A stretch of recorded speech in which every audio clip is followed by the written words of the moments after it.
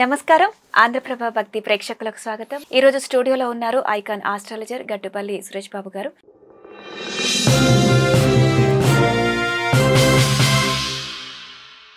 ఈ రోజు నాకున్న ఒక ప్రశ్నని సమాధానం అడిగి తెలుసుకుందాం గురుగారిని. నమస్కారం గురుగారు. జై శ్రీమన్నారాయణ. కార్తీక మాసం వచ్చేసింది. కార్తీక మాసంలో శివుడికి ప్రత్యేక పూజలు అభిషేకాలు నిర్వహిస్తూ ఉంటారు. అయితే చాలా మంది కొన్ని సమస్యలతో బాధపడుతూ ఉంటారు. మానసికంగా కానివ్వండి, ఇంట్లో చాలా సమస్యలతో ఉంటూ ఉంటారు. సో ఇలాంటి సమస్యలు ఉన్నవాళ్ళు ఇప్పుడు శివుడికి ఎలాంటి పూజలు నిర్వహిస్తే సమస్యల నుంచి బయటపడుతూ ఉంటారు? ఇక్కడ ముఖ్యంగా ఒక విషయం, మన ప్రేక్షకులకు అందరికీ కూడా జై శ్రీమన్నారాయణ. మీరు ఎలా ఉన్నారు? నేను బాగున్నాను. ఓకే. అయితే మీకు కూడా కార్తీక మాస శుభాకాంక్షలు. మీకు ముందుగానే కార్తీక మాసం వచ్చేసింది. మీరు అడిగినటువంటిగా కార్తీక మాసం అనేది గొప్ప మాసంగా మనం పరిగణన తీసుకోవచ్చు. అది అందరు ముక్కోటి దేవతలకు కూడా సంబంధించినటువంటి మాసం. ప్రత్యేకంగా ఇది శివునికి, ఇది విష్ణువుకి, ఇది దుర్గాదేవికి అనేది కాదు. పవిత్రమైనటువంటి మాసాల్లో ఒకటి కార్తీక మాసం. మనము తెలుసో తెలియకో చేసేటువంటి కార్యాచరణలో అది తప్పులో ఒప్పులో చేస్తూ ఉంటాం. మానవుల సహజ గుణం ఏంటంటే తప్పు చేయటం, అది మళ్ళీ సరిదిద్దుకోవడం. అది మానవుని యొక్క సహజ గుణం. దీనితో పాటు కొన్ని మాసాలు మనకి పరిగణలో తీసుకున్నట్లయితే కనుక ఆ తప్పుల్ని వెచ్చేసించి దానికి సరైనటువంటి పద్ధతిలో చేసి కొన్ని క్రియలు చేస్తే ఆ తప్పు కొంతవరకైనా ఒప్పు చేసుకునేటువంటి విధానం ఉండేటువంటి మాసాల్లో ఒకటి కార్తీక మాసం. కొన్ని రోజులు కొన్ని వాటికి ప్రసిద్ధి. అలానే దసరా వచ్చేసి పెద్దల మాసంగా పెద్దలకి చేసేటువంటి కార్యక్రమాలు చేసేటువంటిది. అలానే దీపావళి అనేది ఒకటి ఉంటుంది. అంటే చెడుని వదిలేసి మంచిని పెంచేదానికి ఉంటుంది. అలానే కార్తీక మాసం అనేది ఏంటంటే మనకి తెలిసి తెలియక చేసినటువంటి తప్పులకి దానికి మెప్పుందేలా చేసుకునేటువంటిది. ప్రతి ఒక్కటి ఒకటి గుర్తుపెట్టుకోండి.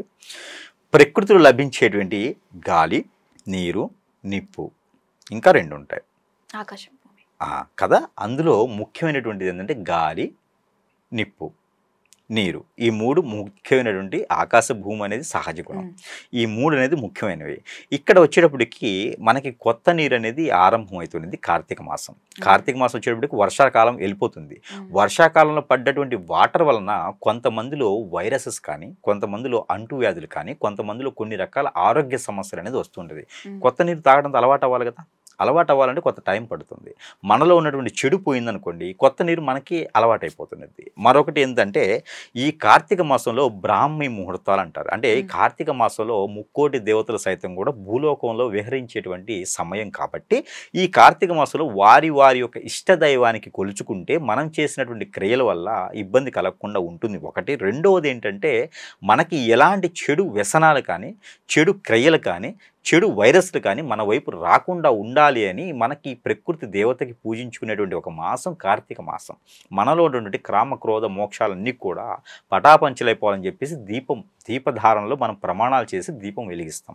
దీపం ఎందుకు వెలిగిస్తాము అంటే నాలో ఉన్నటువంటి క్రామక్రోధాలు అన్నీ పోవాలి, నాలో మంచిని పెంచాలి అని చెప్పేసి ఆ ముక్కోటి దేవతలకి కొలుచుకుంటూ దీపారాధన అనేది చేస్తాం.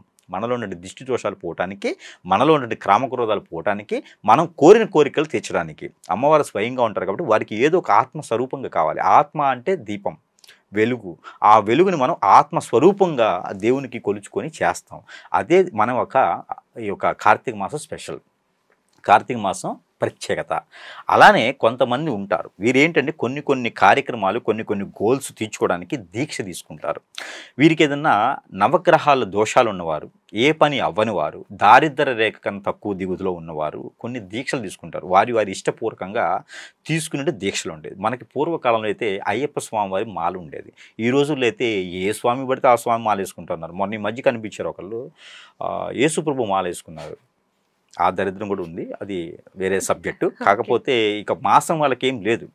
దీక్షాకాలం అని చెప్పేసి వారికి ప్రార్థనా కాలం, దీక్షాకాలం అని చెప్పి కొన్ని ప్రబోధన కాలాలు ఉంటాయి వారికి. ఆ కాలాల్లో వారు ఏంటంటే 40 రోజులు ఒక్క పొద్దులు పర్వదినాలని చెప్పి చేస్తారు, కొన్ని ఈక్షలు అని చెప్పి చేస్తారు. అలాంటి వాళ్ళకి ఏంటంటే మాలలు వేసుకుంటారు. మొన్న ఈ మధ్యన కొన్ని ప్రాంతాలు అయితే మేరీమాత మాలని వేసుకున్నారు. బ్లూ కలర్ డ్రెస్ వేసుకొని మేరీమాత మాలని వేసుకున్నారు. అది వేరే సబ్జెక్ట్ అనుకోండి, కానీ సందర్భం సారంగా చెప్పాల్సి వస్తుంది. అంటే దేవునికి అతీతం లేకుండా మాలలు వేసుకుంటూ ఉన్నారు. అలా కాదు. దీక్ష అనేది మన మనసుకు తీసుకోవాలి. డ్రెస్సులు కలర్ వేసుకోవడం వల్ల కాదు. కలర్ డ్రెస్సులు వేసుకుంటారు ఎందుకు అంటే పార్టీ జెండా. నేను కాంగ్రెస్లో ఉన్నా, నేను బీజేపీలో ఉన్నా అని తెలియడం కోసమే పార్టీ జెండా. అంతేగాని పార్టీ జెండాలు ఏం అవసరం లేదు. దీక్ష అంటే ఉదయాన్నే బ్రాహ్మీ ముహూర్తంలో లేవాలి, స్నానం ఆచరించాలి, మనకి ఇష్టదైవానికి కొలుచుకోవాలి, దీపారాధన చేసుకోవాలి. అప్పుడు నుంచి మనం నైటు ఉదయించేటువంటి చంద్రుడు వచ్చేంత వరకు కూడా ఏం భుజించకూడదు. అలానే పలహారాలు తినాలి ఈ రోజున రాజు పట్టి. అది దీక్ష అంటే. అలాంటి దీక్ష చేస్తే మనం అనుకున్నటువంటి కోరికలు నెరవేరుతాయి. ఎందుకంటే ముక్కోటి దేవతలు భూమి మీద విహరిస్తారు కాబట్టి మనం చేసేటువంటి దీక్ష వల్ల కోరికలు నెరవేరుతాయి. అంతేగాని స్వామివారికి దీక్ష చేశా నాకు ఆయన ఏం చేయలేదు అంటే మనలో లోపం ఉంటే ఆయన ఏం చేయడు. అలానే మనకి కూడా దేవుడికి ఏం కావాలని కోరుకోకూడదు. దేవుడా నాకేం కావాలో నువ్వు చూసుకో అని చెప్పాలి. అంతే, ఆయన ఇస్తాడు. అలాగ చేసేటువంటి కాలమే ఈ యొక్క పుణ్యకాలం. ఇది పుణ్యకాలం అని కూడా అంటారు. ప్రత్యేకించి ఈ యొక్క కార్తీక మాసంలో ముఖ్యమైనటువంటి విషయం ఏంటంటే కనుక పెళ్ళిళ్ళు కానిటువంటి వారు ఎవరైనా ఉంటే వారికి కాలసర్పదోషం, నాగదోషం, కుజుదోషం, కలత్ర దోషాలు లాంటివి ఏమైనా ఉంటే, పితృదోషాలు ఏమైనా ఉంటే వారికి ఏదైనా విఘ్నాలు వస్తూ ఉంటాయి. ఏ పని చేద్దామో ముందుకు వెళ్ళదు. అవి గ్రహ దోషాలు అంటారు, పితృదోషాలు అంటారు. అలాంటి వారు ఏదైనా ఉంటే కనుక ఇక్కడ పౌర్ణమికి, కార్తీక మాసం పౌర్ణమికి కానీ అమావాస్య ముందు కానీ ఎక్కడైనా నది, వాగు, చెరువు, ఏరు, సెలయేరు, బ్రహ్మగుండం ఇలాంటి ఏమైనా వారి సమీప దూరంలో ఉంటే అక్కడ స్నానం ఆచరించి వారి ఇష్టదైవానికి వెలుగుది ఆ దీపారాధన చేస్తే వారికి అలాంటి దోషాలు కొంతమేర పటాపంచలేసి పెళ్లి కాని వారికి పెళ్ళి అయ్యేలాగా, పెళ్ళి అయిన వారికి పిల్లలు పుట్టేలాగా దీవిస్తారు అమ్మవార్లు, స్వామివార్లు, వారి ఇష్టదైవం. అలానే భర్త ఆరోగ్యంగా ఉండాలని చెప్పి ఆ శనీశ్వరుడికి పూజించి నువ్వుల నూనెతో దీపారాధన చేయాలి. అంటే భర్తకి ఏమైనా ఆరోగ్యం బాగాలేదంటే నువ్వుల నూనెతో దీపారాధన చేస్తే భర్త ఆరోగ్యం బాగుంటుంది. అది ఎలాగంటే అరటి మట్టలు, ఇది పౌర్ణమి రోజు చేస్తే చాలా మంచిది. అరటి మట్టలు ఉంటాయి, అరటి మట్టలులో దీపారాజన మట్టి ప్రమిది వేసి దాంట్లో నువ్వుల నూనె పోసి 2 ఒత్తులు వేసి దీపారాధన చేసి స్వామివారికి దండం పెట్టుకొని వదలాలి. ఆ సముద్రుడికి కానీ నది అమ్మవారికి కానీ దండం పెట్టుకొని వదిలితే వారు పైన ఉన్నటువంటి దేవానుగ్రహాన్ని చెప్తారు. ఇలా వాళ్ళ భార్యట మరి దీపం వదిలేశారు, ఆత్మసాక్షిగా ఆవిడ కోరుకున్నారు, మరి ఆ భక్తికి ఆరోగ్యం బాగుండాలి కదా, శని బలం ఎక్కువ ఉండాలని చెప్పి వారు దీవిస్తారు. అలాగ కోరిక తీరుతుంది. ఇక ఆరోగ్యం బాగాలేదు, ఇక విద్యారంగంలో బాగాలేదు, విదేశీయానం ఉంది అనుకున్న వారికి అయితే బ్రహ్మి ఆయిల్ అని దొరుకుతుంది. అంటే కొబ్బరి నూనె. ఈ కొబ్బరి నూనెతో దీపారాధన చేయాలి. 3 ఒత్తులు వేసేయాలి లేదా 4 ఒత్తులతో చేయొచ్చు.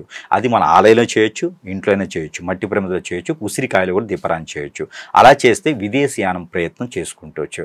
ఏదైనా విద్యలో మైండ్ స్ట్రెస్ ఫీలు, జాబులో వెసులుబాటు, ఇవన్నీ కూడా 4 ఒత్తులు వేసి దీపారాధన చేస్తే అవి తగ్గిపోతాయి. కొబ్బరి నూనెతో చేయాలి. ఇకపోతే మనకి ఆర్థికమైనటువంటి సమస్యలు ఉన్నాయి, ఆర్థిక ఇబ్బందులు ఉన్నాయి. అలాంటి వారు ఏదైనా ఉంటే నేను ఎదగాలి లైఫ్లో, ఇంకా ముందుకు వెళ్ళాలనుకుంటున్నాను, నేను 10 మందికి మంచి చేయాలనుకుంటున్నాను, ఇలాంటి వారు ఏమైనా ఉంటే కనుక వారు చేయవలసినటువంటి దీపారాధన ఏంటంటే కనుక ఆలయంలో అయినా చేయొచ్చు లేదా ఇంట్లో అయినా చేయొచ్చు. ఆవు నెయ్యితో చేయాలి. ఆవు నెయ్యి ఒరిజినల్ తెచ్చుకొని దాంతో దీపారాధన చేస్తే ఆర్థిక రకమైన ఇబ్బందులన్నీ కూడా తొలగిపోతాయి. అలాంటి దీపారాధనలు చాలా రకాలు ఉన్నాయి. దిష్టి దోషాలు ఉంటాయి. కొంతమందిలో ప్రకృతి నుంచి వచ్చే దోషాలు, అబ్బా ఈయన బాగా ఎదుగుతున్నారా బాబు, సెలబ్రిటీగా అయ్యాడు, హీరో కూడా అయ్యాడట, ఈయన బాగా సంపాదించుకుంటున్నాడు, ఇవన్నీ దిష్టి దోషాలు. అబ్బా ఎంత అందంగా ఉన్నారో, ఇవన్నీ దిష్టి దోషాలు. ఇవన్నీ అంత ఈజీగా పోవు. ఈ దిష్టి దోషాలకి ఉప్పు దీపం అని పెడతారు. ఇది ఇంట్లోనే పెట్టుకోవచ్చు, ఆలయంలో పెట్టుకోవచ్చు. ఈ ఉప్పు దీపం ఎలా పెట్టాలంటే మనకి ఫ్లోర్ మీద ఒక దోసెడు ఉప్పు పోయాలి. దోసెడు అంటే ఒక 1/2 కిలో నుంచి 1/2 కిలో సుమారుగా. దానిపైన ప్రమిద పెట్టి దానిపైన మళ్ళీ ఒక 1/2 కిలో ఉప్పు పోయాలి. దానిపైన ప్రమిద పెట్టి దానిలో చేసేటువంటి దీపారాధనే ఈ ఉప్పు దీపారాధన అంటారు. ఈ ఉప్పు దీపారాధన చేసిన అనంతరము అది కొండెక్కిన తర్వాత ఈ ఉప్పు దీపారాధనలో ఏ నూనెైనా పోయొచ్చు. పెట్రోల్, డీజిల్ అయితే పోయకూడదు. మామూలుగా అయితే ఆయిల్స్ ఏదైనా పోసి దీపారాధనకు ఉపయోగించే ఆయిల్స్ ఏదైనా పోయొచ్చు. ఇది కొండ ఎక్కిన తర్వాత మధ్యలో ఉన్నటువంటి ఉప్పు, పిడతలో పోసినటువంటి ఉప్పు, అది మన లక్ష్మీ స్వరూపం. అది మన కిచెన్లో, ఇంట్లో ఉన్నటువంటి కిచెను ఆగ్నేయ మూలలో ఒక గాజు సీసాలో పెట్టుకొని దానిలో 15 రోజులకు ఒకసారి గ్రీన్ కలర్ నిమ్మకాయ. గ్రీన్ కలర్ నిమ్మకాయ అంటే ఒక నిమ్మకాయ తీసుకొచ్చి గ్రీన్ పెన్ తీసుకొచ్చి రాయాలి కాదు, పచ్చిగా ఉన్నటువంటి నిమ్మకాయని ఆ గాజు గ్లాసులో వేసి 15 రోజులకు ఒకసారి మారుస్తూ ఉంటే మనకి అష్టైశ్వర్య ప్రాప్తి కలుగుతుంది. ఆ లక్ష్మీ అమ్మవారు మన డబ్బుకి అన్నింటికి కాపలా ఉంటారు. లక్ష్మీ అమ్మవారు అంటే అందరూ అనుకుంటారు లక్ష్మీదేవి అంటే డబ్బు అని. లక్ష్మీదేవి డబ్బు కాదు, మన ఇంట్లో ఉన్న వాటికి కాపలా ఉంటారు. ఆవిడే లక్ష్మి. ఓకేనా? ఆవిడ ప్రత్యేకంగా ఏం మూటలు మోసుకుని రాదు మన ఇంటికి, అందరూ అనుకుంటారు అదే. కాబట్టి ఆ లక్ష్మీ అమ్మవారు మన డబ్బుకి కాపలా ఉంటారు. అలాంటి ఉప్పు దీపారాధన చేసినటువంటి ఉప్పుని అలా పెట్టుకోవాలి. ఇక కింద ఉండే ఉప్పు, పిల్లలు ఉంటారు ఇంట్లో పిల్లలు ఉంటారు, ఏదైనా పాదులు ఉంటాయి, ఇంట్లో ఏదైనా పంట పొలాలు పండించుకుంటారు, అక్కడ చల్లుకోవచ్చు. ఇంట్లో ఏదైనా నెగిటివిటీ ఉన్నా కూడా ఆ ఉప్పు నీళ్ళలో వేసుకొని ఇల్లు మొత్తం చల్లుకుంటే ఆ నెగిటివిటీ పోతుంది. ఈ కార్తీక మాసంలో అన్ని రకాల ప్రత్యేకతలు ఉన్నాయి. ఇంకా ఉమ్మడి కుటుంబంగా ఉండాలి, చీలిపోయాము, ఎవరికి వాళ్ళైపోయాము, యమునా తీరు అయిపోయింది, మాకు చిన్న చిన్న ఫ్యామిలీస్ అయిపోయినాయి, ఎవరు ఎక్కడ ఉన్నా కూడా అర్థం కావడం రావట్లేదు అనుకున్న వారు ఉసిరి చెట్టు కింద భోజనం చేయాలి. ఇవి వనభోజనాలు అంటారు. ఇలాంటి వనభోజనాలు చేయడం వల్ల మనకున్నటువంటి కాలకృత్యాలు ఏవైతే మనకుండేటువంటి కాలకృత్యాలు అంటే అందరూ రోజు పొద్దున్న తీసుకునే కాదు. కాలకృత్యాలు అంటే కాలాన్ని విడదీసి అందరూ దూరమైపోతారు. బంధువులందరూ వారంతా దగ్గర అవటానికి అనమాట. మన భాష చెప్పంటే కాళ్ళు వీళ్ళు వదిలేస్తున్న వాళ్ళు అనుకుంటారు. వాళ్ళందరూ కూడా దగ్గర అయ్యేదానికి ఈ వనభోజనాలు అనే దాంట్లో మనం పాల్గొని ఉంటే కనుక, ఈ రోజుల్లో వనభోజనాలు అంటే ఈవెంట్ జరుగుతుంది. ఈవెంట్ పెట్టేసి అది రేవు పార్టీలు అవుతున్నాయి. వనభోజనాలు రేవు పార్టీలు ఏంటండి? ఈ దరిద్రం అనేవి ఎక్కువ అవుతున్నాయి అన్నమాట. అట్లా కాకుండా వనంలో చేసేటువంటి భోజనాలు వనభోజనాలు అంటారు. ఉసిరి చెట్టు కింద భోజనం చేస్తే అక్కడ ఉండేటువంటి అమ్మవార్లు అందరూ కూడా దీవిస్తారు. మనకందరూ కూడా మంచి జరుగుతుంది. కార్తీక మాసంలో ఇన్ని రకాలు ఉన్నాయి. ఇంకా కూడా చెప్పుకుంటూ పోతే కార్తీక పురాణం ఉంటుంది. కార్తీకలో వ్యత్యాసాలు ఉంటాయి. కార్తీక దీపం అనేది ఉంటుంది. కార్తీకం అంటే మనకి ఇప్పుడు ఆల్రెడీ చెప్పుకున్నాం. అలాగే వారికి ఉన్న సమస్యను బట్టి దీపారాయణ చేసుకుంటే మంచి జరుగుతుంది.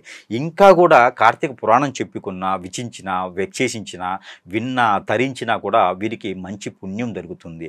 తులసి మొక్కని ఎక్కడైనా నాటినా, ప్రతిమలు చేసినా, మన ఇంట్లో పెట్టుకున్నా కూడా ఆ అమ్మవారి అనుగ్రహం ఉంటుంది. అలానే మేడి చెట్టుకి దర్శనం చేసుకున్నా మంచి అనుగ్రహం ఉంటుంది.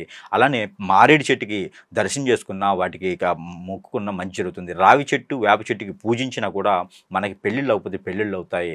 చాలా రకాలు ఉన్నటువంటి శ్రీ వెంకటేశ్వర స్వామి వారి కళ్యాణం, రథ చరిత్ర, శ్రీ వెంకటేశ్వర స్వామి వారి కళ్యాణం రస చరిత్రను కాకుండా రథం నోచుకున్నా కూడా మంచి జరుగుతుంది.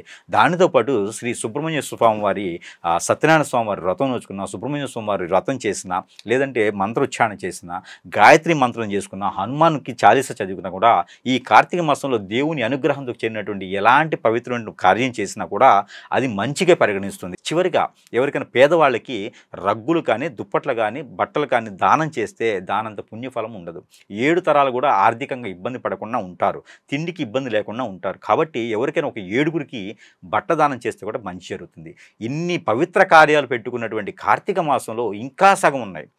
ఇన్ని పవిత్ర కార్యాలు చేసేటువంటి కార్యాచరణలకు ఈ కార్తీక మాసంలో మన దౌర్భాగ్యులు, మన ప్రబుద్ధులు ప్రతి ఒక్కటి కూడా కమర్షియలైజ్ చేసేసి వనభోజనాలు అంటే రేవు పార్టీలు అంటారు, లేకపోతే దీపోత్సవాలు అంటేనేమో ఎక్కడో కమర్షియల్గా పబ్లిసిటీ చేస్తూ ఉంటారు. అది కాదు. ఇది చాలా పవిత్రమైనటువంటి గ్రంథం, పవిత్రమైనటువంటి విషయం. దీన్ని పవిత్రంగా చేసుకుంటే సరిపోద్దు. కానీ చాలామంది మనకి రీల్స్ కోసం చేసేవాళ్ళు ఉన్నారు. ఒకప్పుడు భక్తి కోసం చేసేవారు, ఇప్పుడు ఈ రీల్స్ కోసం చేస్తున్నారు. అలాంటి రీల్స్ కోసం చేసేటువంటి విధానం, ఆచారం అయితే కాదు. ఇకపోతే చివరిగా ఏ స్వామి వారికైనా ఈ రెమెడీకి గురువు గారికి అయితే ఖచ్చితంగా ఒక 40-50 వేల రూపాయలు దక్షిణ ఇవ్వచ్చు.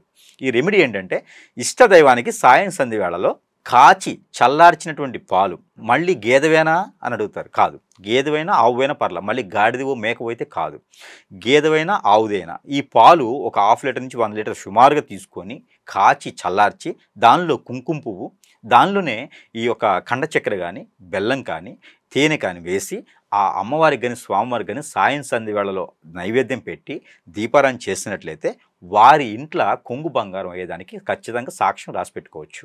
ఈ రెమెడీకి అయితే గురువుకి దక్షిణ ఇవ్వాలి, ఖచ్చితంగా ఇవ్వాల్సిందే. సో ఇలాంటి నైవేద్యాలు పెట్టుకొని అమ్మవారికి కానీ, స్వామివారికి కానీ, ఇష్టదైవాన్ని కొలుచుకోవచ్చు. ఇలా చేసుకుంటే కార్తీక మాసం సంపూర్ణం అవుతుంది. అంతేగాని మనం చేసేటువంటి క్రియల వల్ల కార్తీక మాసం సంపూర్ణం అయితే అవ్వదు. ఇది కార్తీక మాసం చరిత్ర. కార్తీక మాసం విశిష్టత గురించి, అలాగే సమస్యలు ఉన్నవారు ఎలా దీపం పెట్టాలి ఏంటి అనేది చాలా చక్కగా చెప్పారు గురుగారు. నమస్కారం.